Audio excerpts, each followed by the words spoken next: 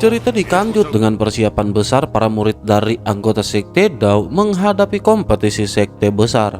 Di puncak gunung Sekte Dao, ratusan murid terbaik berkumpul dengan tertib di alun-alun besar.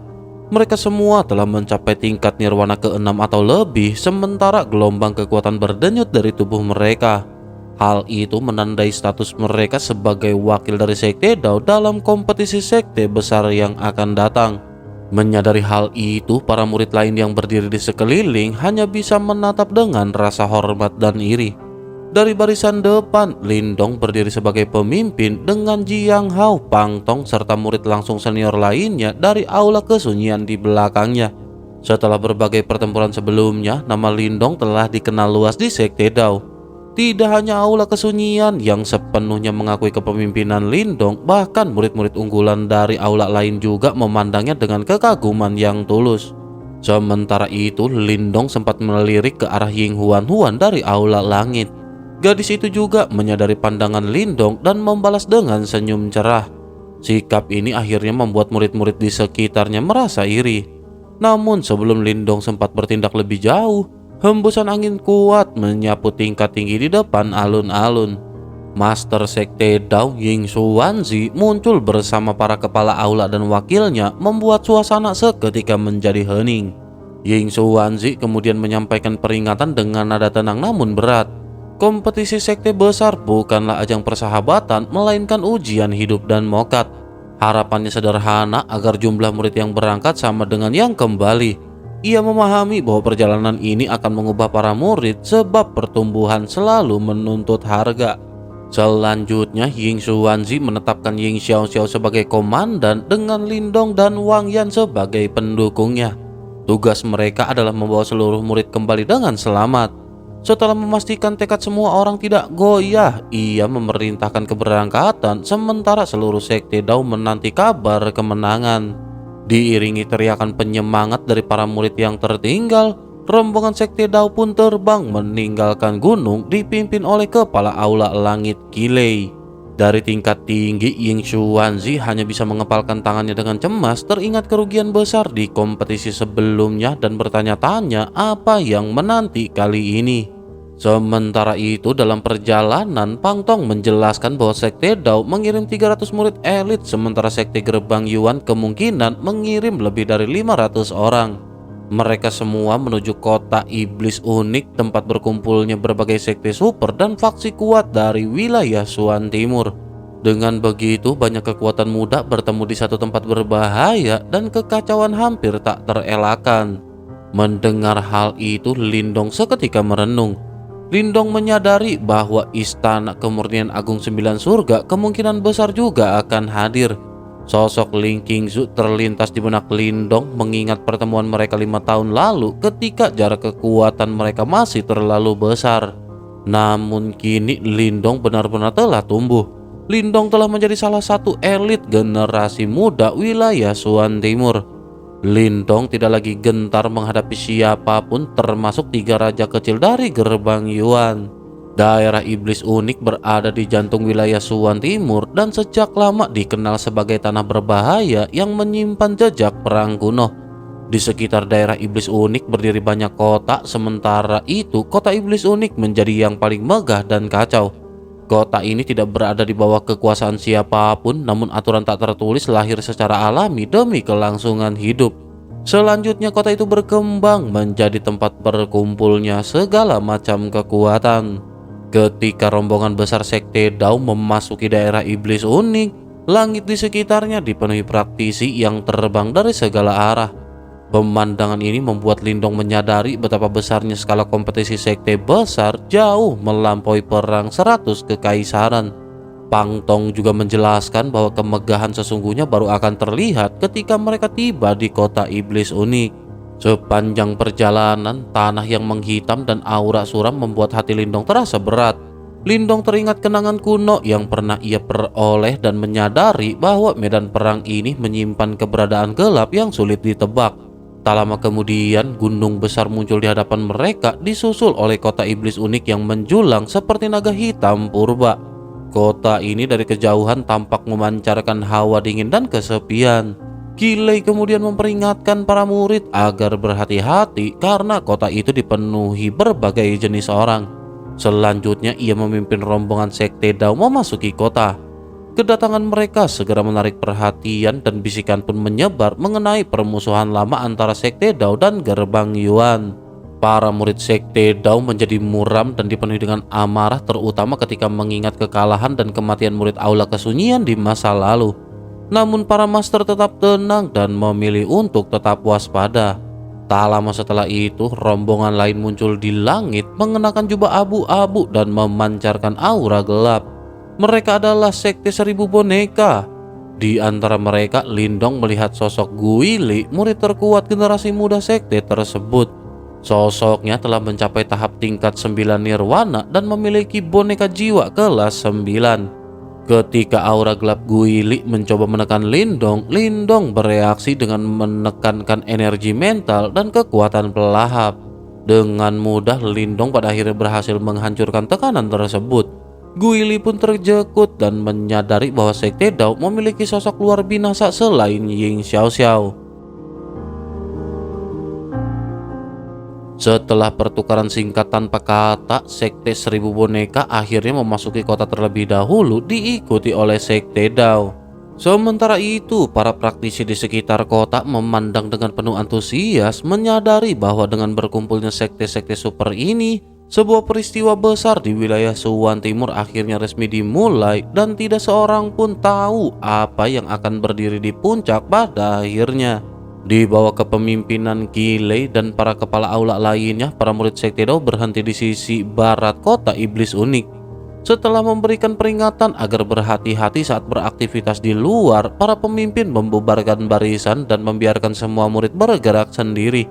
Menyadari bahwa daerah Iblis Unik dipenuhi dengan orang-orang dari berbagai latar dan tidak sedikit yang berani menyinggung sekte super, suasana pun terasa waspada sedari awal. Singkat cerita, beberapa hari kemudian Lindong berniat mencari tempat tenang untuk berlatih. Namun rencananya buyar ketika Ying Huan datang mencarinya tanpa henti. Tidak sanggup terus menghindar, Lindong akhirnya mengikuti keinginannya. Sementara itu, ketika mereka hendak berangkat, mereka bertemu dengan Ying Xiaoxiao dan Wang Yan. Ying Xiaoxiao lanjut mengusulkan agar mereka berjalan bersama menuju distrik mencari harta di kota Iblis Unik. Ia juga menjelaskan bahwa tempat itu sering menyimpan banyak barang-barang langka hasil eksplorasi daerah Iblis Unik meskipun sebagian besar telah rusak. Namun jika seseorang cukup jeli, ia bisa menemukan harta besar di antara tumpukan benda tak dikenal itu. Mendengar kisah tentang seseorang yang pernah menemukan harta Yuan murni hingga memicu pertumpahan darah, Lindong pun terjekut namun juga tertarik. Setelah menimbang sejenak, Lindong pun memutuskan untuk mengikuti usulan Ying Xiaoxiao. Distrik itu terletak di wilayah utara kota Iblis Unik dan dipenuhi hiruk-pikuk yang memekakan telinga. Jalan-jalannya luas, dipadati orang, dan di sepanjang sisi jalan berjajar batu-batu halus yang dilindungi penghalang cahaya. Di atasnya dipamerkan berbagai benda aneh dengan teriakan penjual yang menawarkan seni bela diri kuno dan pil berharga mahal. Namun setelah diamati, Lindong menyadari bahwa sebagian besar hanyalah nama besar tanpa isi sehingga menimbulkan rasa geli bercampur kecewa. Sementara itu, Ying Huan tampak sangat menikmati suasana, bergerak lincah dari satu kios ke kios lain. Namun semakin mereka masuk ke bagian terdalam distrik, jumlah kios berkurang dan kualitas barang meningkat. Menyadari hal itu, Ying Xiaoxiao menjelaskan bahwa barang-barang di bagian terdalam umumnya lebih asli dan dijual oleh orang-orang yang benar-benar berpengalaman. Wang Yan juga memperhatikan bahwa banyak murid sekte super berkumpul di sana, menandakan bahwa tempat itu menjadi ajang pertemuan para peserta kompetisi sekte besar. Selanjutnya, ketika Lindong sedang mengamati barang-barang di sekelilingnya, keributan terdengar dari depan. Lindong juga segera menyadari bahwa Ying Huan telah menghilang dari sisi mereka.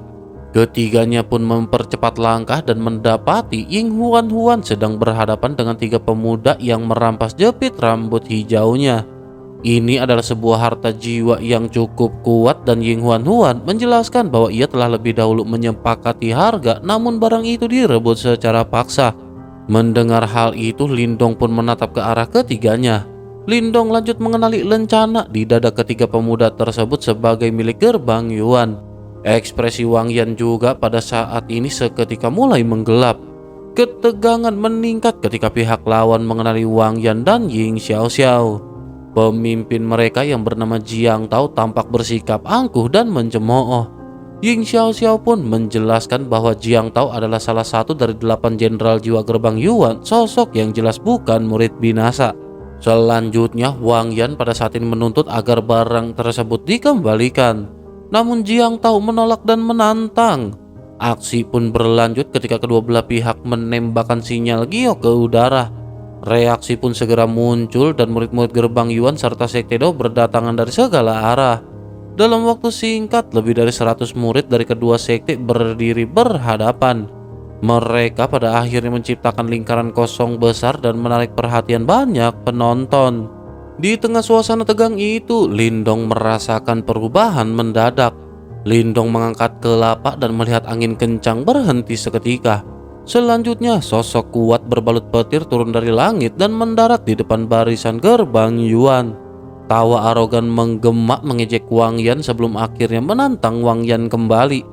Menyadari siapa pendatang itu, wajah Wang Yan mengerasa penuhnya, sementara niat membunuh terpancar jelas dari sorot matanya.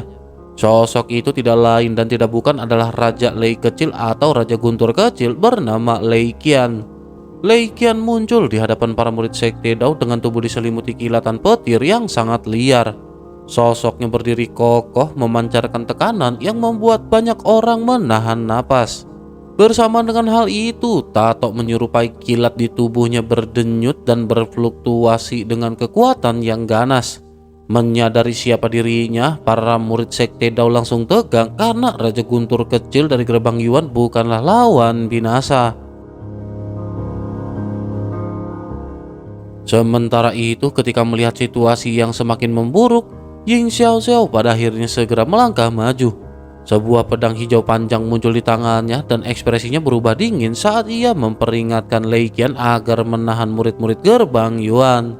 Namun Lei Qian justru membalas dengan ejekan dan berkata bahwa murid Sekte Dao lah yang seharusnya tahu diri dan tidak bertindak sombong. Ucapannya langsung membangkitkan amarah dari para murid Sekte Dao, sementara niat membunuh terpancar jelas dari kedalaman mata Wang Yan. Namun sebelum bentrokan terjadi, Lei Qian dengan santai mengambil jepit rambut giok dari tangan Jiang Tao. Ia lalu mengajukan syarat bahwa jika ada yang mampu merebut benda itu darinya, maka ia akan membayar dan memerintahkan murid gerbang Yuan pergi dari tempat tersebut. Tantangan itu seketika membuat suasana menjadi semakin menegang. Wang Yan hendak maju, namun pada saat ini segera dicegah. Kali ini Lindong yang melangkah ke depan dan dengan senyum tenang, Lindong berkata bahwa ia akan menangani masalah tersebut sendirian. Keputusan ini tentu mengejutkan banyak pihak, termasuk Ying Huan yang dengan panik menarik sudut pakaian Lindong. Ia lanjut berkata bahwa ia tidak membutuhkan jepit rambut tersebut. Namun Lindong menjelaskan bahwa ini bukan hanya sekedar soal benda, melainkan tentang hal-hal yang tidak bisa dihindari. Setelah meminta kepercayaan dari Ying Xiaoxiao dan Wang Yan, Lindong akhirnya berjalan keluar dari barisan murid Sekte Dao di bawah tatapan banyak orang. Sementara itu, dari sebuah pavilion di kejauhan, dua sosok mengamati kejadian tersebut. Salah satunya adalah Ling Qingzu, wanita bercadar putih dengan aura dingin dan menyendiri. Ia ditemani seorang pria tampan yang jelas berada di bawah statusnya. Ketika mereka melihat Lei Qian muncul, pria itu menilai bahwa Sekte Dao akan kesulitan untuk menghadapinya. Namun perhatian segera teralih ketika mereka melihat seorang pemuda kurus keluar dari barisan Sekte Dao. Ling Qingzu ikut menoleh dan pada saat itu juga ekspresinya yang biasanya tenang mulai berubah. Tatapannya membeku saat ia mengenali sosok Lindong. Kenangan 5 tahun lalu di puncak Kekaisaran Gretian kembali muncul di benaknya bersama janji bahwa mereka tidak akan bertemu lagi. Ia teringat pemuda rapuh yang dahulu nyaris tak berarti di mata banyak orang, namun telah menempuh jalan penuh bahaya, meninggalkan keluarganya dan bertahan hidup di ambang kematian berkali-kali. Kini pemuda itu berdiri dengan keyakinan dan ketenangan yang sama sekali berbeda. Dalam waktu 5 tahun, ia telah menyelesaikan metamorfosisnya dari sosok lemah menjadi salah satu generasi muda paling menonjol di wilayah Suan Timur. Menyadari hal itu, Ling Qingzu mengakui dalam hati bahwa Lindong telah membantah penilaiannya di masa lalu. Ling Qingzu menatap Lindong dengan emosi yang bergejolak namun tersembunyi. Ia pun diam-diam menunggu dan ingin melihat sejauh mana pemuda yang pernah ia tinggalkan itu telah melangkah di jalan kekuatannya. Di bawah tatapan banyak orang, Lindong melangkah keluar dari barisan murid Sekte Dao dan berhenti tidak jauh dari Lei Qian. Wajahnya tenang tanpa rasa gentar, bahkan tersungging senyum tipis di sudut mulutnya. Melihat hal itu, kerumunan mulai berbisik karena mengira awalnya yang akan maju adalah Ying Xiaoxiao atau Wang Yan. Tidak seorang pun menyangka bahwa seorang murid muda yang asing justru mengambil peran tersebut. Sementara itu, menyadari kehadiran Lindong, Lei Qian melontarkan ejekan kepada Wang Yan. Ia berkata bahwa Wang Yan sepertinya benar-benar menumbalkan murid baru untuk melakukan pekerjaan berbahaya. Di belakangnya, murid-murid gerbang Yuan pun pada akhirnya segera tertawa dengan keras. Namun Lindong hanya menangkupkan tangan dan memperkenalkan dirinya dengan sopan sebagai murid Sekte Dao. Begitu namanya disebut, tawa itu seketika mereda. Lei Qian dan yang lain jelas pernah mendengar tentang Lindong, sosok yang pernah mengalahkan Yao Ling. Lei Qian sempat terjekut namun segera tersenyum dingin. Ia lanjut mengeluarkan tangan dan memperlihatkan sebuah jepit rambut giok bercahaya samar. Ia berkata bahwa jika Lindong mampu merebut benda itu dari tangannya, maka semua ucapannya sebelumnya tetap berlaku. Namun ia juga memperingatkan bahwa ia tidak akan menahan diri dan Lindong harus menanggung akibatnya sendiri. Mendengar ancaman itu, Lindong tetap tersenyum sementara niat dingin mulai muncul di matanya. Lu jual gua beli. Pada akhirnya, pertarungan di antara keduanya benar-benar tidak lagi bisa dihindari. Lei Qian pada saat ini segera mengerahkan kekuatan Yuan yang mengamuk. Cahaya petir menyelimuti tubuhnya sebelum berkumpul di tinjunya membentuk bayangan kepala singa yang meraung. Serangan kepalan singa bergemuruh pun dilepaskan dan mengguncang tanah dan memecahkannya. Kedua sosok itu bertabrakan dalam sekejap mata. Semua orang mengira Lindong akan hancur oleh serangan tersebut. Namun tepat sebelum tinju Lei Qian menghantam, Lindong membentuk segel tangan yang aneh. Pada saat itu gerakan tinju Lei Qian mendadak membeku sesaat. Dalam momen singkat itulah Lindong melintas melewati tubuh lawannya seperti bayangan. Sesaat kemudian terdengar suara benturan berat dan Lei Qian terlempar ke belakang serta menghantam batu besar hingga hancur berkeping-keping. Tempat itu pun seketika langsung diliputi dengan kesunyian. Murid-murid gerbang Yuan tertegun tidak memahami apa yang baru saja terjadi. Sementara itu Lindong berdiri tanpa luka sedikit pun seolah serangan dahsyat tadi tidak pernah menyentuhnya. Di sisi lain, Lei Qian bangkit dari puing-puing dengan wajah merah padam dan mata penuh amarah. Ia meraung dan hendak kembali menyerang. Namun bersamaan dengan hal itu, tatapannya pada saat ini seketika membeku. Ia menatap Lindong yang mengulurkan tangan. Di tangan Lindong pada saat ini terdapat jepit rambut giok yang sebelumnya berada di tangan Lei Qian. Menyadari hal itu, semua orang seketika terperangah. Tanpa disadari, Lindong benar-benar telah berhasil merebut jepit rambut tersebut.